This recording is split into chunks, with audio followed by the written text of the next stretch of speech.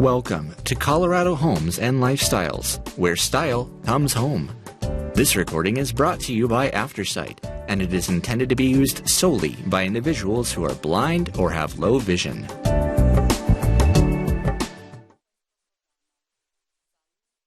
Your regularly scheduled program is unavailable at this time. Please enjoy this special broadcast on Aftersight. Thank you for joining us for Food and Stuff, read by Gretchen Miller, featuring Smitten Kitchen. Today we're going to start off with a recipe for coq au vin.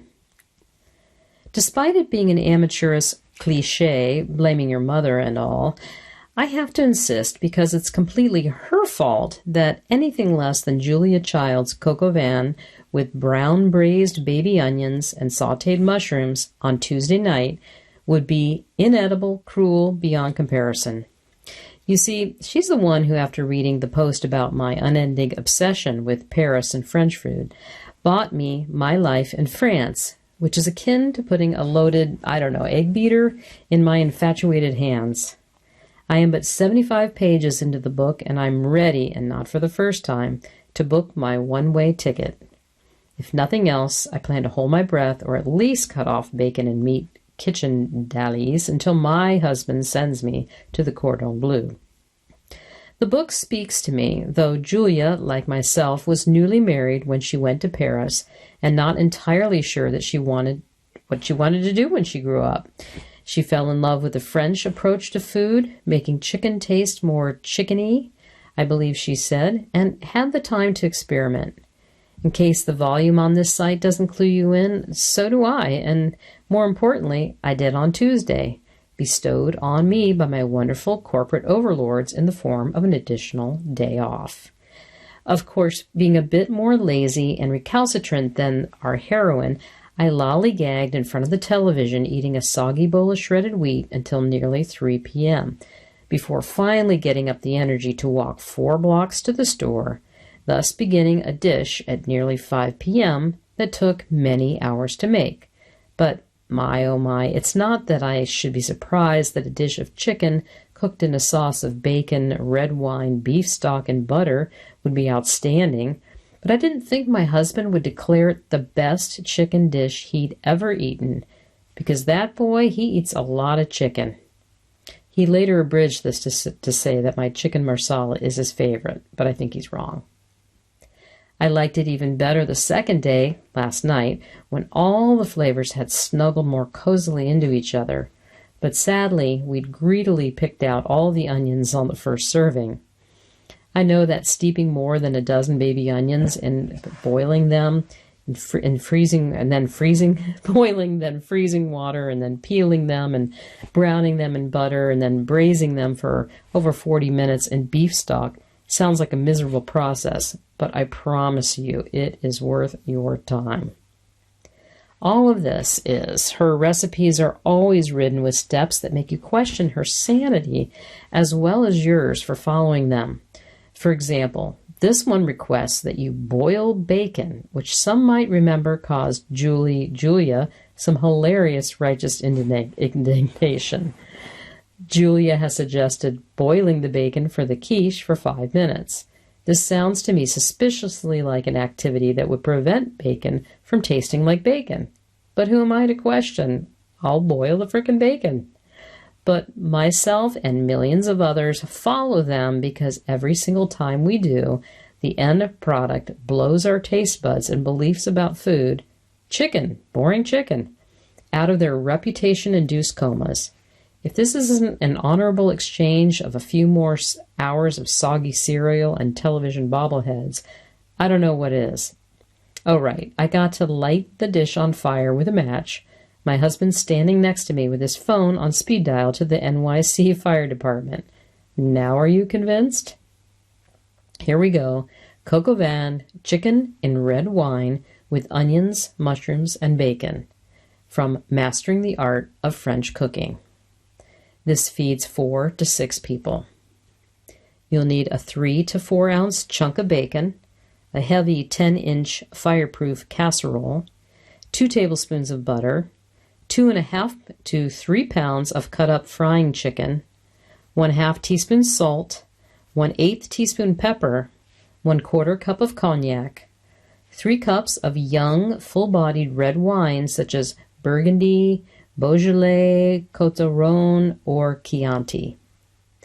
1 to 2 cups of brown chicken stock, brown stock, or canned beef bouillon, 1/2 tablespoon of tomato paste, 2 cloves of mashed garlic, 1/4 teaspoon of thyme, 1 bay leaf, and 12 to 24 braised onions, 1/2 pound of sautéed mushrooms, salt and pepper, 3 tablespoons of flour, 2 tablespoons of softened butter, and sprigs of fresh parsley. The recipe for the brown braised onions and the 1/2 pound of sautéed mushrooms will follow. First, you're going to remove the rind and cut the bacon into lardons, which are rectangles 1/4 inch across and 1 inch long. Simmer for 10 minutes in 2 quarts of water. Rinse in cold water and dry. Deb noted, as noted, I'd totally skip this step next time. Second, you're going to sauté the bacon slowly in hot butter until it is very lightly browned. Remove to a side dish. Number 3, dry the chicken thoroughly and brown it in the hot fat in the casserole. And season the chicken. Return the bacon to the casserole with the chicken. Cover and cook slowly for 10 minutes, turning the chicken once. Uncover and pour in the cognac. Averting your face, ignite the cognac with a lighted match. Shake the casserole back and forth for several seconds until the flames subside. Next, you're going to pour the wine into the casserole. Add just enough stock or bouillon to cover the chicken. Stir in the tomato paste, garlic, and herbs, and bring to a simmer. Cover and simmer slowly for 25 to 30 minutes or until the chicken is tender and its juices run a clear yellow when the meat is pricked with a fork. Remove the chicken to a side dish. While the chicken is cooking, prepare the onions and mushrooms. Simmer the chicken cooking liquid in the casserole for a minute or two, skimming off the fat, and then raise the heat and boil rapidly, reducing the liquid to about 2 1/4 cups. Correct the seasoning and then remove from the heat and discard the bay leaf. Blend the butter and flour together into a smooth paste. This is called, I'm going to spell it because I'm going to butcher the French pronunciation, Buerremanie. Beat the paste into the hot liquid with a wire whip and bring to the simmer, stirring and simmer for a minute or two. The sauce should be thick enough to coat a spoon lightly. Arrange the chicken in the casserole and place the mushrooms and onions around it and baste with a sauce. If this dish is not to be served immediately, then film the top of the sauce with stock or dot with small pieces of butter and then set aside uncovered. It can now wait indefinitely. Shortly before serving, bring to the simmer, basting the chicken with the sauce. Cover and simmer slowly for 4 to 5 minutes until the chicken is hot enough. And then sever from the casserole or arrange on a hot platter. Decorate with a sprig of parsley. So for the brown braised onions, and again, I'm just going to skip the French name. This is from Mastering the Art of French Cooking. For 18 to 24 peeled white onions, about 1 inch in diameter, you'll need 1 1/2 tablespoons of butter, 1 1/2 tablespoons of oil, a 9 to 10 inch enameled skillet, 1/2 cup of brown stock, canned beef bouillon, dry white wine, red wine or water, and salt and pepper to taste. A medium herb bouquet, 3 parsley sprigs, 1/2 of a bay leaf, and 1/4 teaspoon of thyme tied in cheesecloth. When the butter and oil are bubbling in the skillet, add the onions and sauté over moderate heat for about 10 minutes, rolling the onions about so that they will brown as evenly as possible. Be careful not to break their skins. You cannot expect to brown them uniformly. Pour in the liquid, season to taste, and add the herb bouquet. Cover and simmer slowly for 40 to 50 minutes until the onions are perfectly tender but retain their shape and the liquid has evaporated. Remove the herb bouquet and then serve them as they are. For the sautéed mushrooms, this recipe is from also Mastering the Art of French Cooking. You'll need a 10-inch enameled skillet, 2 tablespoons of butter, 1 tablespoon of oil, 1/2 pound of fresh mushrooms washed, well dried, left whole if they're small or sliced or quartered if they're large. 1 to 2 tablespoons of minced shallots or green onions, this is optional, and salt and pepper. Place the skillet over high heat with the butter and oil, and as soon as you see the butter foam has begun to subside, indicate that it's hot enough and you're going to add the mushrooms. Toss and shake the pan for 4 to 5 minutes. During their sauté, the mushrooms will at first absorb the fat. In 2 to 3 minutes, the fat will reappear on their surface and the mushrooms will begin to brown. As soon as they have browned lightly, remove from the heat. Toss the shallots or green onions with the mushrooms and sauté over moderate heat for 2 minutes. Sautéed mushrooms may be cooked in advance and set aside, then reheated when needed. Season to taste just before serving. For our next recipe, we're going to continue the flow of butter from Julia Child to St. Louis gooey butter cake. So many good things happened this weekend. First, we abruptly ended my unsavory spell of cold weather lament by taking Jacob to see Central Park in all of its snowy glory, reminding me yet again why seeing the city muffled and blanketed is the highlight of my winter. Nothing cures you of just gray slush disgust faster than views like this. And then she has some pictures on her blog. Then there was an accidental dinner party. These days you see a casual plea of, I made too much dinner again, as has a way of turning into a few drop-ins to a crowd of 10. There may or may not have been a Fox and Sox drinking game. I'll never admit to it. Jacob, as always, was the life of the party, a 5-month-old social butterfly. And there was a St. Louis gooey butter cake that floored the room. I read about this for the first time in the New York Times last November, and while my gut told me to make this right now, my thick head, told me I'd find it unpleasantly sweet and to avoid it. My brain can be so lame sometimes, especially when it wins, but only for so long. As gooey goo for chewy chewing has crept back into my horizon as of late, so has this almost Seussical sounding cake, and last night I cautiously auditioned it. My head is no longer allowed to make baking decisions for me. This cake shut it down, kicked it out of the room.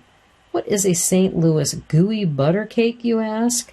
It's 2 things, actually. It's a rich yeast cake base, though it's often made with cake mixes. This version hopes to use a yeast cake to cut down on the sweetness. That is topped with a mixture of gobs of butter, sugar, corn syrup, and vanilla that when baked became nothing short of show-stopping. Think spun sugar, cotton candy, toasted campfire marshmallows, the burnt sugar lid of the best creme brulee that you've ever had, the kind that took 5 spoon taps to break through, and then march straight into the nearest kitchen to get on this, and don't let a thing talk you out of it. So here we go with a recipe, St. Louis gooey butter cake. This is adapted just barely from Melissa Clark at the New York Times, who adapted it from Molly Killeen at the Park Slope Farmers Market. This cake is ridiculous. I'm already looking for an excuse to make it again. I'm thinking it's Tuesday, may have to suffice. So about the baking vessel. The recipe says to use a 9 by 13 baking dish, often glass or ceramic. I used a 9 by 13 cake pan, which was metal, and ended up with something that browned a bit more than I would have liked. I'd use a quote-unquote dish next time, which I believe will brown the bottom less aggressively. About the baking time, my cake in a thinner metal baking pan was also finished 15 minutes sooner than estimated and was already a little past the goo stage. I chalked this up to the pan. However, I put baking times in a wide range.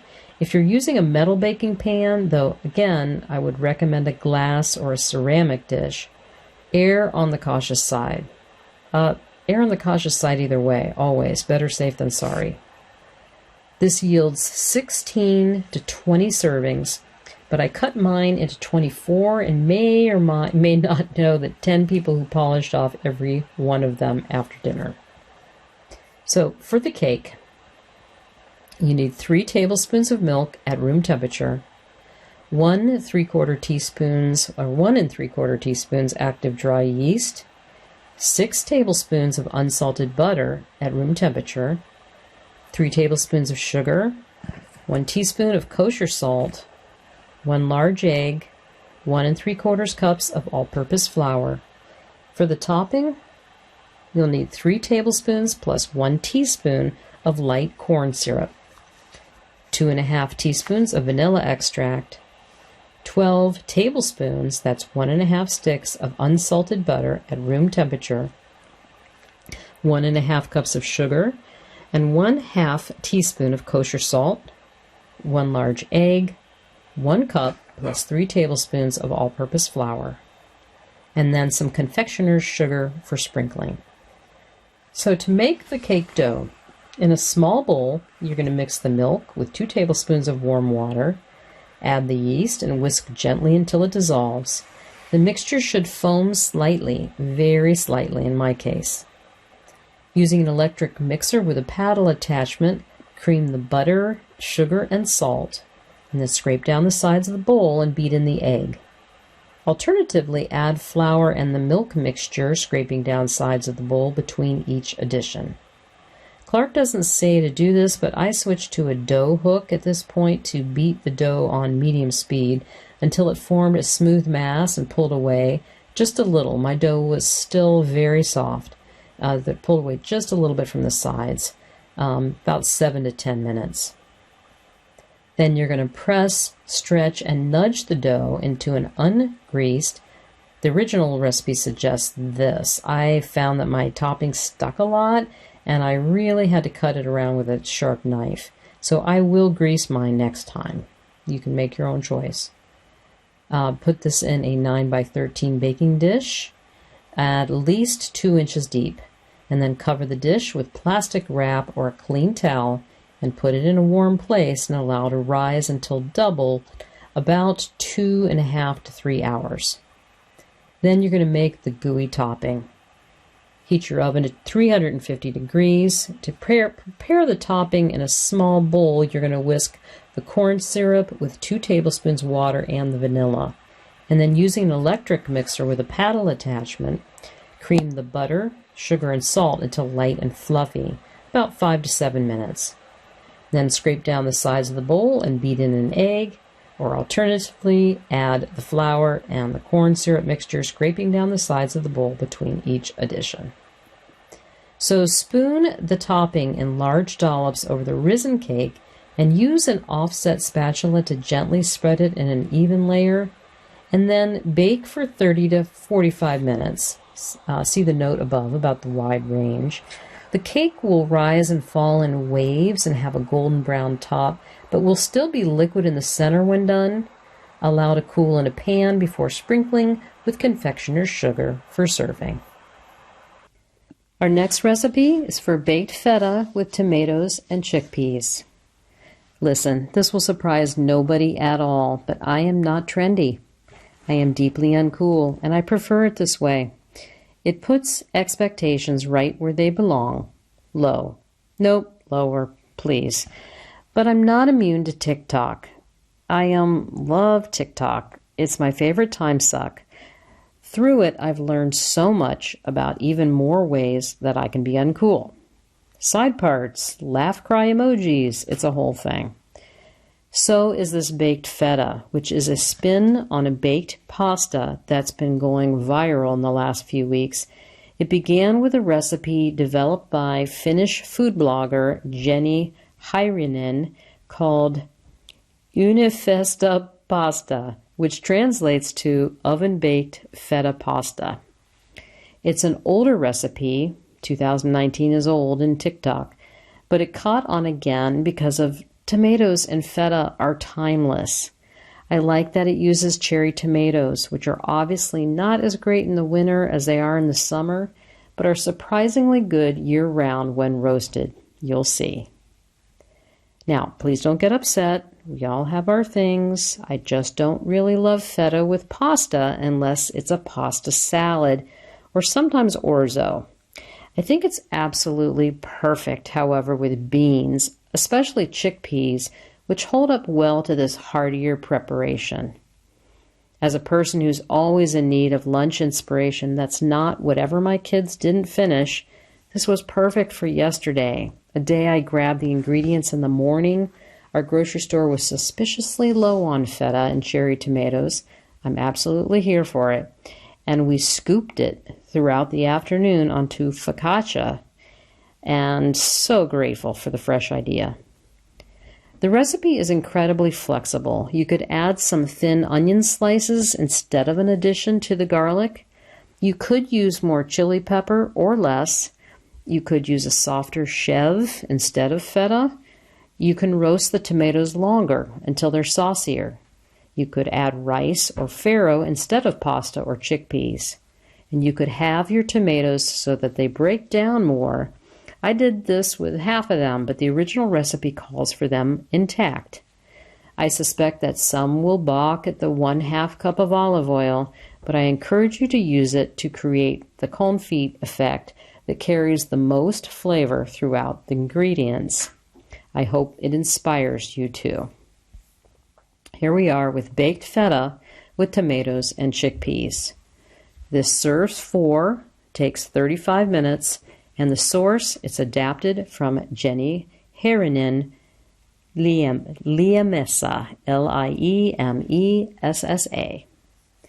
You'll need an 8-ounce or 225-gram block of feta, 1/2 cup of olive oil, 1.5 to 2 pints, that's 3 to 4 cups of cherry or grape tomatoes, 4 garlic cloves, thinly sliced, 1/2 of a red chili pepper, thinly sliced, kosher salt, freshly ground black pepper, 2 15-ounce cans of chickpeas, drained and rinsed, 2 to 3 tablespoons of fresh chopped herbs, parsley, cilantro, mint, dill, basil, or rosemary, or a mix, flatbread or toasted pita wedges, gluten-free if needed, for serving. Heat your oven to 400 degrees Fahrenheit. Place the feta in the middle of a 9 by 13 inch or other 3-quart baking dish, and then pour olive oil over it and around the pan. Add tomatoes to the olive oil. Sprinkle tomatoes with garlic, 1/2 teaspoon of kosher salt, and a few grinds of black pepper, and toss to coat with olive oil. Scatter the chili pepper over the feta. Roast for 15 minutes until the tomatoes begin to release some juices. Add chickpeas to the tomatoes around the feta, plus more salt and pepper, stirring to coat them with the oil. Return the pan to the oven and roast for another 10 minutes or until the tomatoes are as juicy as you'd like them to be. Transfer the dish to the broiler part of your oven or crank the oven heat as high as it goes. Broil for about 5 to 8 minutes until your tomatoes and feta take on a little color. To serve and eat, you can stir the softened feta into the tomato chickpea mixture, or you can do as I did and leave it intact in the center, spooning some with each serving of the chickpeas and tomatoes, and then scatter with herbs. Thank you for joining us for Food and Stuff, read by Gretchen Miller. You've been listening to Colorado Homes and Lifestyles, where style comes home. If you enjoyed this program, please register for our free services at www.aftersight.org or by calling 303-786-7777.